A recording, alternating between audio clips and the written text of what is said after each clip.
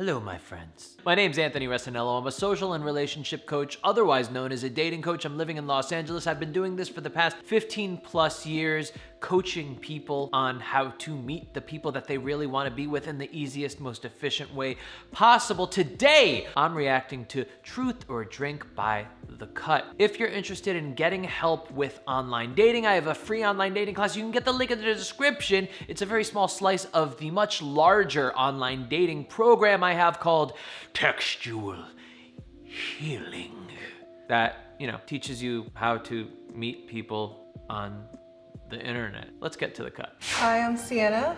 Hi, I'm Chris. Nice to meet you, I guess. Yeah, kind of. Go ahead and introduce yourselves. Ladies first. I was gonna shake your hand. Oh. I'm Jim.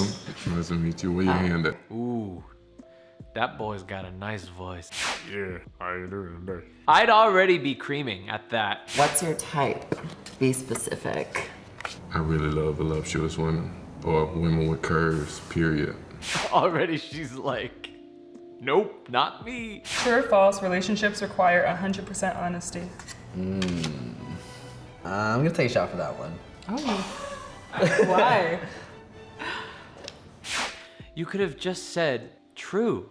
You could have just lied. You taking a shot just says that you think it's false. Where are they finding these people? Have I done bad stuff? I'm just gonna drink on it. Okay. I tried Icy 2 years ago and I got pink eye, so never again. Oh. He didn't want to answer the question about honesty, but about getting pink eye from butt stuff, yeah, I'm an open book. I've done butt stuff by putting my thumb in like girls' butts. And you ever done butt stuff? Mom, cover your ears. Is she here? Yeah. Oh no. Oh no. Sorry, Miss Sienna. He's like, I wanted to get dirty with this girl. He knows that the mom is right there. He's got to keep it PG for the rest of the afternoon. Honestly, I'm really insecure about my voice. What about your voice? I just think this motherfucker's weird. You have a nice voice. Thank you. There you go. Aw, you see how supportive that was? And she grabbed the hands. You have a nice voice. Pretty good for somebody that doesn't even see what the person looks like. What would your reaction be if someone hit on me during our date? I think it'd be kind of hot. Same. I think usually I'm like, yeah, the person I'm out with is so hot. Like, go me. What about you? I mean, it's kind of a test, right? So like, you're a grown-ass woman. If you like it, then that means that's a red flag. That goes either way. Either the person gets jealous or they think it's kind of hot.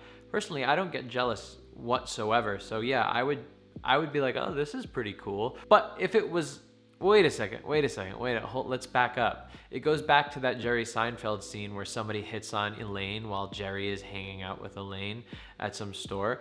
If some guy hit on my girlfriend right in front of me, I would be like, do you not see what's going on here, sir? Do you think this is a sibling of mine or merely only a friend? Do you think I am not capable of such caliber of woman, sir? That's probably how I'd respond. Will you make out with me for 1 minute? Oh my God, they're so in it. Oh, the tongue is deep. They were speaking sensually with their voices from the beginning. And this can come off cheesy if you start talking like, oh yeah, how are you? And then she's like, I'm very good.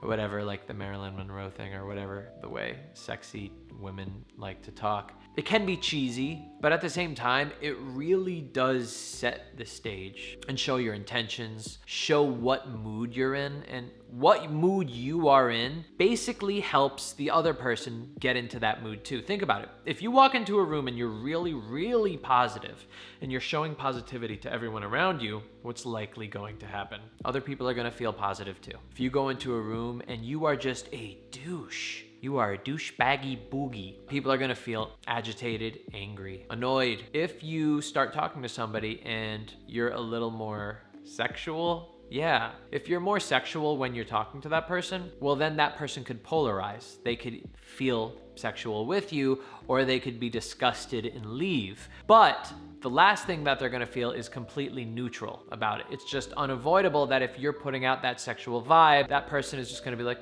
yeah, so anyway, let's talk about sandwiches now. They're either gonna be like, ooh, I'm not into this, or they're going to be seduced by that vibe too and want to join in with you. It's kind of like an invitation when you act that way. And so basically, this big, strong, hunky man with the low, sexy voice, it really turned on the woman on the left. I mean, there's nothing more to it than that. They are making out right now because they already from the get-go started off sexual. If he was just like, hi, how are you doing? Oh, that's nice. Blah, blah, blah, blah, blah. Huh, maybe we should make out. Oh, very nice. Like maybe she would do it, but I don't know if it would put her in that emotional state as quickly and as easily. All right, first most important one for me is, I know you're blindfolded, but I like to think I'm pretty attractive, so I do get a lot of looks and attention when I go out, but I go home to the same girl every night and I don't cheat, so. Wait, but was this the reason why I shouldn't date you? Yeah. You just compliment yourself multiple times. No.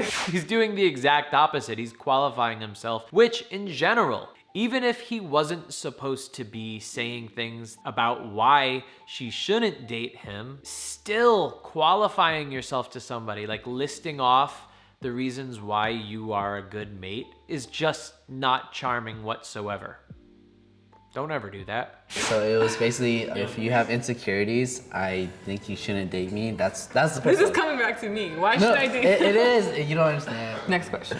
All right, if you have insecurities, you shouldn't date me. Everybody has insecurities. If you don't have insecurities, you're probably a psychopath. Who knows, maybe even psychopaths have insecurities. That was just a dumb thing to say. And why would you want somebody without insecurities? That gives somebody color, that gives somebody life, that vulnerability, that makes somebody more interesting. You guys could grow together. You guys could learn off of each other. He was trying to be cool because I think he thinks that the person that he's interacting with is probably really attractive. And so he's trying to like do all of this cool guy talk and it's just not working, buddy. Would you go out with me on a second date? Yep.